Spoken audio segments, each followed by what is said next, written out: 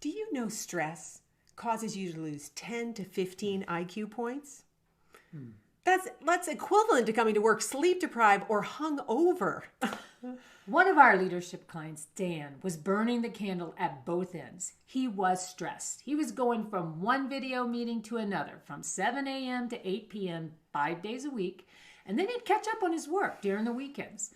Not only was he not enjoying his day, he was burned out and frustrated. During his one-on-ones with his direct report, he was hardly present, waiting to get off the call so he could get to his real work. Dan was stressed. Can you relate? Are you burned out or frustrated? Are you tolerating those intolerable meetings?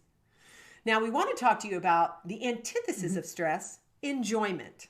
Now, how often do you use that word to describe your work? Let's face it, if you are a leader in an organization, you probably don't use the word that much, especially right now. And we think that needs to change. Leadership really boils down to someone who makes a decision and people follow. Sure, you can get people to follow. You can use force, you can use authority or role, but it usually doesn't last that long, nor is it very enjoyable for you or the other people. Now, if enjoyment isn't a word you even use or think fits work, you could substitute the business term, engagement.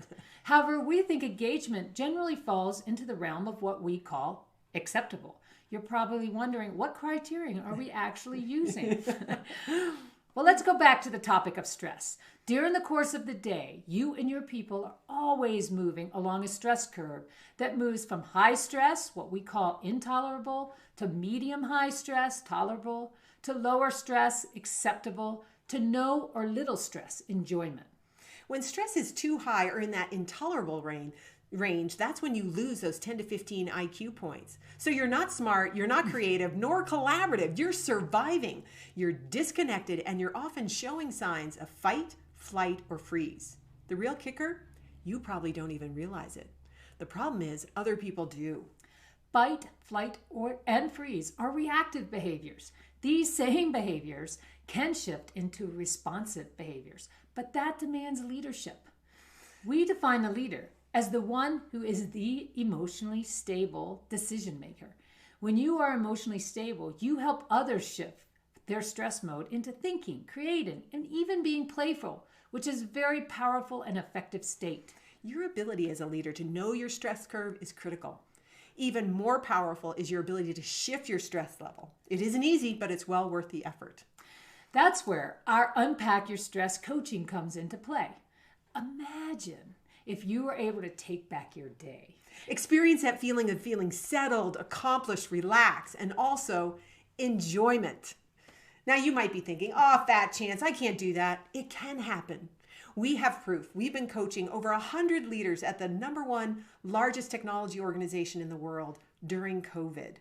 The coaching has helped these leaders change the way they approach their work from intolerable to relaxed and enjoyable.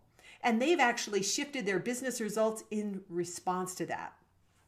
So, do you want you or your employees bringing their stressed or hungover self to work? No. So take our 5-question survey to see if your organization would benefit from our Unpack Your Stress program.